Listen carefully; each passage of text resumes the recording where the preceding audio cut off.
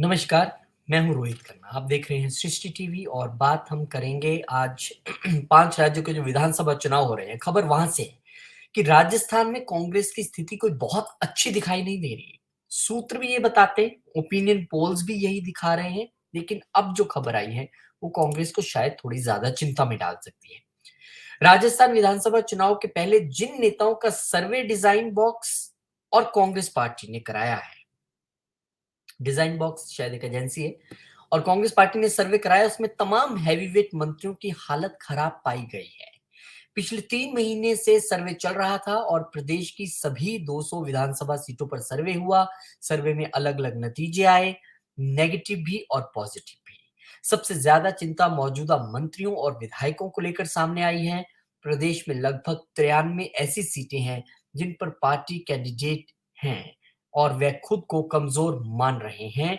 52 ऐसी सीटें हैं जहां कांग्रेस 2008, 2013 और 2018 में हुए पिछले 3 चुनाव लगातार हारी है। 41 ऐसी सीटें हैं जहां 2008 में जीती है, लेकिन उसके बाद 13 और 18 में चुनाव हारी है।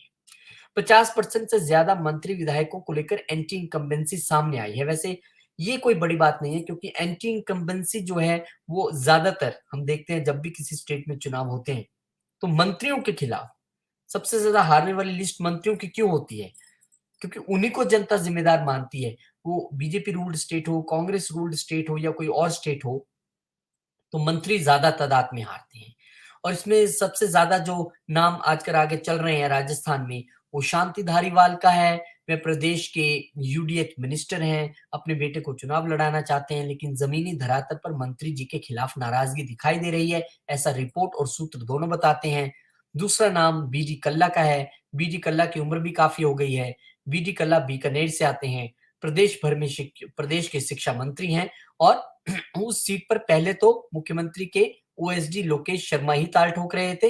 एंटी इनकम्बेंसी की वजह से विरोध हो रहा है, अब ये भी सामने आ रहा है। चलिए, ममता भूपेश प्रदेश सरकार में कैबिनेट मंत्री हैं। दौसा के जो सिकराय से चुनाव लड़ती हैं, इस बार पूर्वी राजस्थान में इतने मंत्री बनाए जाने के बावजूद स्थानीय समीकरण उनके पक्ष में नहीं है। प्रसादी लाल मीणा की स्थिति भी अच्छी नहीं दिख रही है। स्वास्थ्य मंत्री हैं, लाल सोट से चुनाव लड़ते हैं, लेकिन सर्वे में प्रसादी लाल मीणा चुनाव हार रहे हैं, ऐसा सूत्र बताते हैं। भजन लाल जाटव पूर्वी राजस्थान से दलित राजनीति के बड़े नाम हैं, पीडब्ल्यूडी मंत्री हैं, लेकिन स्थानीय लोगों में मंत्री जी को लेकर नाराजगी है। महेश जोशी जयपुर के हवा महल से ब्राह्मण चेहरा है। इस बार हवा महल से महेश जोशी भारी मतों से चुनाव जीते, लेकिन महेश जोशी का स्थानीय विरोध हो रहा है। साथ ही उनके बेटे को लेकर जो मामले उठे हैं, उससे काफी किरकिरी हुई है। सर्वे में महेश जोशी की हालत भी ज्यादा अच्छी नहीं है। गोविंद सिंह डोटासारा लक्ष्मणगढ़ से बड़े नेता, प्रदेश अध्यक्ष हैं, एक जाट चेहरे के तौर पर सामने हैं। उनकी स्थिति भी बहुत ज्यादा बेहतर नहीं है। अन्य नेताओं की तुलना में लक्ष्मणगढ़ सीट से गोविंद डोटासारा चुनाव जीतते हुए नजर आ रहे हैं।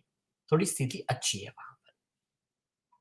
साले मोहम्मद सरहद के पास जैसलमेर से चुनाव लड़ते हैं, लेकिन इस बार पोखरण में मुस्लिम समुदाय से ही बहुत ज्यादा साले मोहम्मद को लेकर नाराजगी है। प्रतापपुरी महाराज जो पिछले बार चुनाव लड़े थे, एक बार फिर से चुनावी मैदान में हुए, तो इस बार सियासी समीकरण बदल सकता है, बिगड़ सकता है। सर्वे में प्रताप सिंह खाचरीवास जो जयपुर से के सिविल लाइन से चुनाव लड़ेंगे, उनकी स्थिति सामान्य है। बीजेपी का कैंडिडेट पर ही प्रताप सिंह खाचरीवास के सियासी समीकरण पर निर्भर करेगा। बीजेपी वहां पे कितना हैवी कैंडिडेट उतारती है। रामलाल जाट भीलवाड़ा से चुनाव लड़ते हैं, लेकिन इस बार सर्वे में रामलाल जाट की स्थिति ज्यादा अच्छी नहीं है। कई मामलों में रामलाल जाट का नाम उछला है और सर्वे की रिपोर्ट के मुताबिक स्थानीय लीडरशिप में भी वो कमजोर है। शकुंतला रावत गहलोत सरकार में एक बड़े गुजर चेहरे के तौर पर प्रोजेक्ट करने की कोशिश की गई, लेकिन स्थानीय विरोध के चलते वहां पर नाराजगी दिखाई दे रही है। तो सर्वे में कुछ नेता बहुत मजबूत दिखाई दे रहे हैं, कुछ नेता बेहद कमजोर दिखाई दे रहे हैं और ये माना जा रहा है कि जिस तरह ओपिनियन पोल भी इशारा कर रहे हैं, एंटी इनकम्बेंसी भारी पड़ती दिखाई दे रही है। और भारी किस पे पड़ रही है? खास करके मंत्रियों पर। हमने ये भी देखा ओपिनियन पोल जो कई चैनल्स के आए कि उसमें जब पसंदीदा मुख्यमंत्री की बात हुई, तो कोई शक नहीं है कि उसमें जो अशोक गहलोत हैं, वो सबसे पसंदीदा मुख्यमंत्री के तौर पे सामने आए। पर एक चेहरे के तौर पे, एक चेहरे के दम पे आप नहीं सारा चुनाव जीत सकते। खास करके अगर आप सरकार में हैं, तो मंत्रियों की परफॉर्मेंस लोग काउंट करते हैं और वहाँ पे अगर मंत्रियों के खिलाफ मैंने बहुत सारे राज्यों के चुनावों में देखा, हमने हिमाचल में भी देखा, कई जगह देखा, पंजाब में हमने देखा, मंत्री सबसे ज़्यादा हारते हैं। मंत्रियों की कुर्सी सबसे ज़्यादा जाती है क्योंकि जब आप एक विशेष पोस्ट पे होते हैं, तो जनता की आपसे उम्मीदें भी बढ़ जाती हैं। तो ये कांग्रेस का एक इंटरनल सर्वे है, जिसमें कांग्रेस को एक तस्वीर साफ हुई होगी कि कहाँ किसको टिकट देना है, किसको नहीं देना है, कौन से मंत्री हैं जो वो बिलो एवरेज हैं, कौन से एवरेज हैं, कौन से अबव एवरेज हैं और कौन से बिल्कुल चुनाव जीतने की स्थिति में है। ना सिर्फ मंत्री, विधायकों के विषय में भी ये सर्वे हुआ है, सभी सीटों पर सर्वे हुआ है। इससे पहले कई सर्वे हुए हैं, लेकिन बताया जा रहा था कि हाईकमांड उससे संतुष्ट नहीं था। वो अपने तौर पे सर्वे करवाना चाहता था और एक ऐसा सर्वे जिसकी रिपोर्ट सीधा हाईकमांड को मिले। यानी रिपोर्ट सीधा राजस्थान से दिल्ली जाए, वो हाईकमांड उसको तय करे कि क्या होना है। तो कुल मिला के ये एक खबर बताती है कि राजस्थान का चुनाव जो है, वो इस बार कांग्रेस के लिए बहुत ईज़ी नहीं है। बेशक मध्य प्रदेश, तेलंगाना और छत्तीसगढ़ में कुछ ओपिनियन पोल्स जो हैं, वो कांग्रेस को खुश करते दिखाई दे रहे हैं।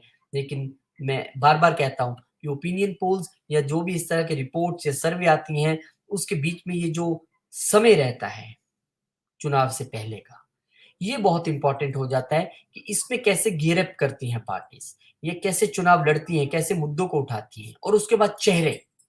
जब चेहरे साफ हो जाएँगे ना कि इस चेहरे के खिलाफ ये चेहरे को उतारा गया है, कितना असंतोष है नीचे पार्टी में, ग्राउंड पे, हर चेहरे का पता लग जाता है कि पार्टी ने जब टिकट दिया, तो नीचे स्थानीय अगर कैडर आपके साथ नहीं चल रहा है, तो वो भी एक चिंता का विषय है और यही चिंता इस बार कांग्रेस को सता भी रही है।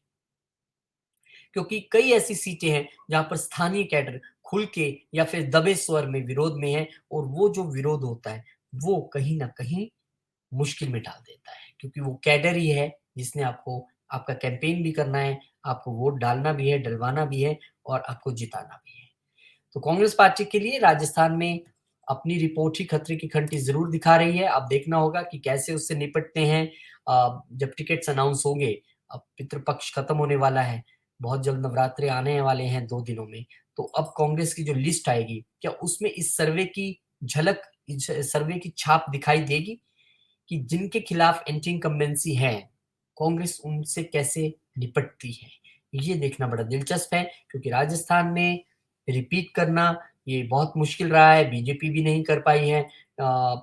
हमेशा से ये कहा जाता है कि वहाँ की जनता जो है, वो 1 बाय 1 चांसेस देती है और अब कांग्रेस का ये जो इंटरनल सर्वे है, ये कांग्रेस की चिंता का विषय बना हुआ है।